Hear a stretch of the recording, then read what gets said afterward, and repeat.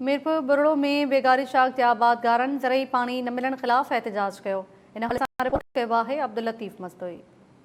जी नाज़रीन, पूरी सिंध जी मीरपुर बुरड़ो में भी पानी इन वक्त ताईं छोड़ न कयो आहे। बेगारी किनाल में बेगारी किनाल जा जेके आबादगार आहिनि उहे परेशान आहिनि। आबादगार जेका आहिनि उहे ट्यूबवेल ज़रिए जेका पंहिंजा ॿिज उहे पोखिया आहिनि। उहे पेट्रोल महांगो हुजण जे करे उहे आबादगार परेशान आहिनि। अचो त आबादगारनि सां ॻाल्हि ॿोल कयूं, उनजो वधीक छा चवणु आहे। पेट्रोल महांगो आहे, ज़लील थी पिया आहियूं असां। पेट पालियूं जा असां पेट्रोल वठूं, आबादियूं हे नथियूं थियनि।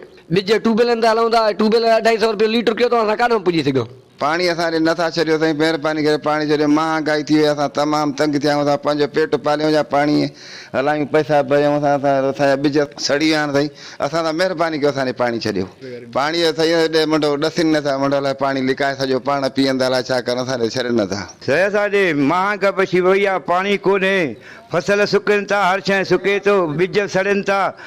पंजाब पाणी झली वेठी आहे, असांजे सिंध जे बेगारी में पाणी मुंडो कोन्हे। माल आहे, ढोर आहे, ढगी आहे, फसल आहिनि, का शइ माल पाणी पूरो नथो पी सघे, ॿिज नथा पी सघनि। महांगा बि वधीक चढ़ी वई आहे। महिरबानी कयो, असांखे पाणी न आहे, असां ट्यूबवेल ख़र्च करे थकी पिया आहियूं। असांखे पाणी ढुकी न आहे, बेगारी में पाणी न आहे, असां परेशान थी विया आहियूं ॾाढा। असां ग़रीब माण्हू वञूं काॾे, महांगा बि चढ़ी आहे, चोट चढ़ी आहे, असां पास वञूं।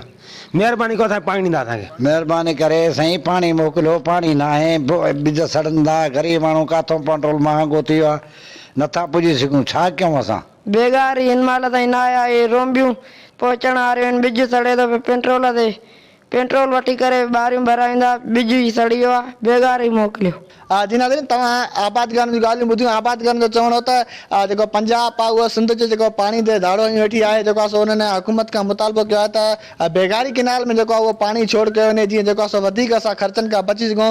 पाणी न हुजण जे करे जेको ॿिजारो जेको आहे उहो असांजो सड़ी रहियो आहे। ऐं जेको आहे सो रोंबी जो जेको टाइम आहे उहो लेट थी वञे थो। जेको घाट जेको फसल आहे उहो बि जेको आहे सो उनजो वक़्तु बि जेको आहे सो ज़ाया थी रहियो आहे। हुननि हुकूमत खां मुतालबो कयो आहे त पाणी छोड़ कयो वञे। कैमरा टीम सां गॾु अब्दुल लतीफ़ मस्तोई, टाइम न्यूज़।